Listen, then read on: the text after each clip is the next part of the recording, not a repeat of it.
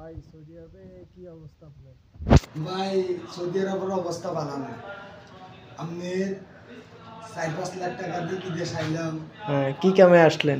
এখন এই কাম কাজ নাই, 4-5 লাখ পয়সা রইলাম। পরে অনেক কাজ দিছি, আইলাম হোটেলের বিষয়ে আর দিলাম তাবুকের কাম।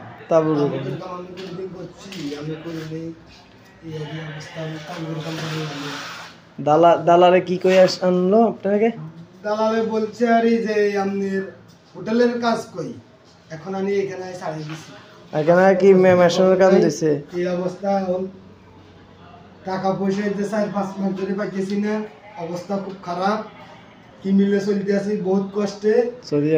সৌদি আরবের মধ্যে থাকার জায়গা নাই, খাওয়ার জায়গা নাই, বহুত কষ্টে আছি রে ভাই। সবাই দোয়া করবেন আল্লাহ।